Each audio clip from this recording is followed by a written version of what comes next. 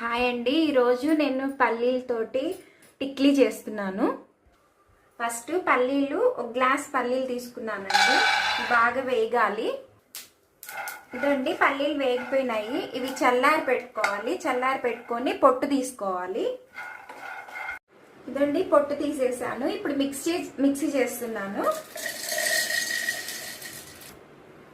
ఇప్పుడు బెల్లము పాకం పడుతున్నానండి. 1.5 గ్లాస్ తీసుకున్నాను బెల్లము.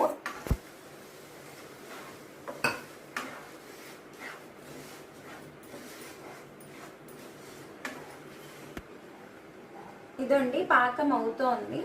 కొద్దిగా మరీ ముదురు పాకం వద్దు, మరీ లేత పాకం వద్దు. ఈ మిక్సీ చేసుకున్న పల్లి ఉన్నాయి కదండి, అది పొడి చేసుకున్నది దీంట్లో వేస్తున్నాను. అలాగే మిల్క్ పౌడర్ కూడా వేస్తున్నా. 1 కప్పు మిల్క్ పౌడర్ అండి.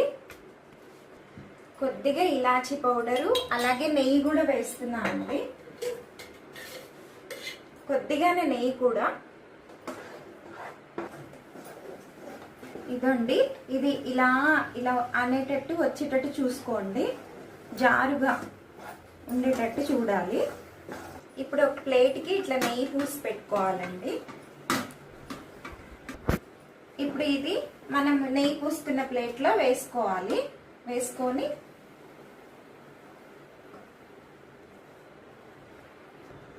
ఇట్లా షేప్లు చేసుకోవాలండి. ఇట్లా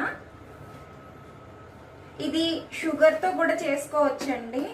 మంచిగాను ఇట్లా కేకులుగా వచ్చేస్తాయి. ఇదిగోండి టేస్టీగా ఉండే పల్లీ టిక్లీ ఇట్లా చేసుకొని ఇట్లా కంటైనర్లో పెట్టుకుంటే ఇది 1 మంత్ అయినా చెడిపోవండి. నచ్చితే లైక్ చేయండి, షేర్ చేయండి, సబ్స్క్రైబ్ చేసుకోండి.